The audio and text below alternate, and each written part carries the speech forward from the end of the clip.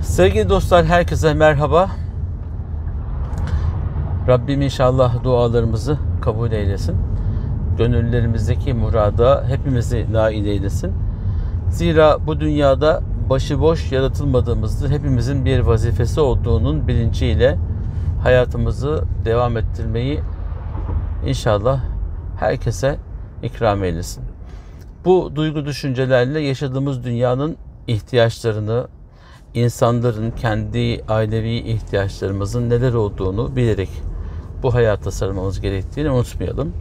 Zira içinde bulunduğumuz ekonomik sistemler, değerler, ekonomik gerilimler ya da ekonomik açılımlar insanın ruhi hayatını, yani psikolojik durumunda, sosyolojik durumunda son derece etkiliyor. Yani geçen sene başın sonuna kadar iş yeri sahibiyken şu anda bir kimsenin ya da bir markanın altında çalışan olarak var olan birçok insan var. Yani kimisi büyürken kimisi küçülme yoluna gittiği, ekonomik değerlerin aşağı doğru indiğini görünce kendini bir koruma altına alma hissiyatı oluştu. Dünyada herkeste, her ülkede, Türkiye'de, Avrupa'da, Orta Doğu'da, Uzak Doğu'da, Çin'de, Rusya'da, Ukrayna'da, İngiltere'de, Amerika'da, dünyanın her bir noktasında öyle ya da böyle bir enflasyon sıkıntısı var.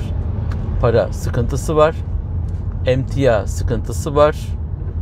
Dolar ve ülkenin yerel parasının zıtlaşan, tersine doğru giden değerleri var. Ve birçok ürünün araba, ev gibi asli ihtiyacın temin edilememesi ve 3 katı, 4 katı, neredeyse 5 katını bulan artışların söz konusu olduğu bir dünyanın içerisinde yaşıyoruz. Kiralar, 3 liralık kiralar 10 bin lira oldu. 10 bin, 30 bin oldu. %100'lük değil, %300'lük artışların olduğu bir dünyanın içerisinde yaşıyoruz. Her ne kadar artış olsa da kirada ve sabit giderlerde insanoğlu ayakta kalabilmenin gayreti içerisinde. Bunun için devlete, millete ya da devletlere, milletlere ya da paraya da dünyayı yönetmede kural koyucu olanlara hakaret ederek işin içinden çıkamayız. Peki ne yapacağız?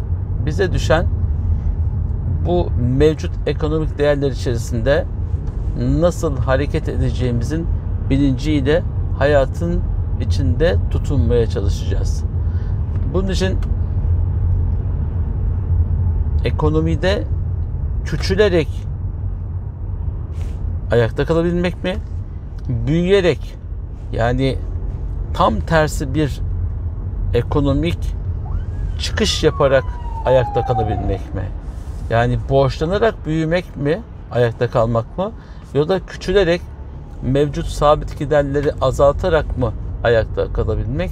Bunlar cesaretli olanlar, cesaretini toparlayamayanlar, sosyal ve özgür alanlarını değerlendirebilenler, değerlendiremeyenler, öngörüsü olanlar, olamayanlar.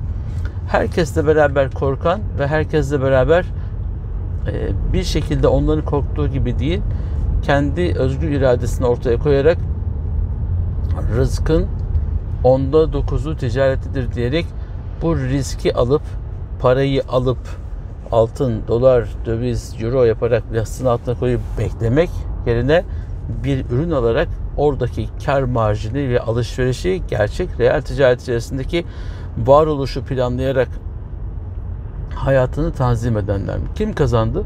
Dövize bağlayan mı? Mala yatıran mı? Mala yatıran kazandı. Nerede? Tüm dünyada. Peki bu her şeyin artış gösterdiği bir düzende biz nasıl ayakta kalacağız? Öncelikle kanaat bitmez, tükenmez bir hazinedir buyuruyor Efendimiz Aleyhisselatü Vesselam. Dün alabildiklerimizi bugün alamadığımız için ağlamayacağız. Dün yapabildiklerimizi bugün yapamadığımız için ağlamayacağız. Çünkü nefes almak, ayakta olmak ve mücadele etmek çok büyük bir nimet. Bu nimetin farkında olarak hayatı devam ettirebilmek de ayrı bir değerdir. Milletimiz devletimize, devletimiz milletimize güvenerek hayatın içinde kalabilme ve hayatın içindeki yolculuğu devam ettirebilme gibi bir olağanüstü gayret içerisinde olmak durumundayız. Türkiye dünyanın merkezinde olan, Türkiye dünyanın kalkınabilme potansiyeli olan ülkelerden bir tanesi. Hem Orta Doğu'ya, hem Çin'e, hem Rusya'ya, hem Avrupa'ya, hem İngiltere'ye, hem Amerika'ya genel politikaları itibariyle ticareten ve insanen çok uygun değerleri olan ve hususiyle 100 yıllık dürüst, ilkeli, güzel alışverişleri olmuş,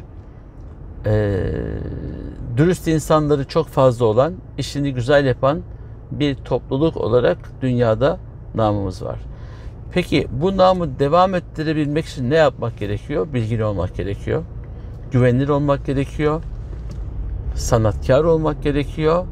Ve öngörülü olup yeni dünyanın yeni ihtiyaçlarını keşfedip buna göre ürünler ortaya koymak, dökmek gerekiyor. Bunun için yatırımcılara ihtiyaç var. Devlet, milletin içinden yatırımcıları keşfetmesi ve teşvik etmesi lazım. İçimizdeki yatırımcıların canını sıkacak enflasyonist hareketlerden uzak durmak gerekiyor. Sermaye sahiplerini küstürmemek gerekiyor. Sermayesi olanların devlet tarafından gönüllerinin yapılarak yine halkın hizmetinde bulunarak, vergilerini vererek güzel işler yapması için onlarla devlet, millet, yatırımcı, işveren politikaları gereğince hem SGK bağlamında hem yatırım teşvik fonları anlamında kendileriyle doğru ilişkiler kurularak yatırıma teşvik eden hamleleri kendilerine arz etmeleri gerekiyor. Kimin? Devletin yetkili organları. Şimdi bu konuşmaları neden yapıyorum? Yıllardır esnafla, tüccarla bir aradayız. Küstü mü bir insan, dükkanını kapattı mı bir insan, kendisinin işi durmuyor. Onun mevcut sermayesi kendisine yetiyor. Fakat o iş yerinden evine ekmek götüren bir vatandaş kapının önüne çıktığında, işsiz kaldığında o ay kirasını nasıl ödeyecek? Çocuklarına okul harçlığını nasıl verecek? Ve iç dünyasındaki yolculuğu nasıl tamamlayacak? Bunun sıkıntısını yaşıyor.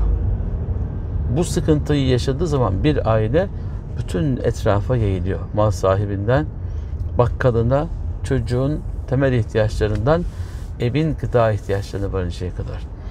Dolayısıyla ekonomik değerlerimiz bizim dini ihtiyaçlarımızı, dini vecibelerimizi yerine getirme anlamında da bizi sıkıntıya sokar. Kul borcundan dolayı yolunu şaşıran bir insan kıbleye, istikamete yönelemez. Yönelse bile Rabbinin karşısında mahcup olur. Rabbinin karşısında mahcup olmamak için insanların ticaretini, alışverişini düzgün yapması gerekiyor.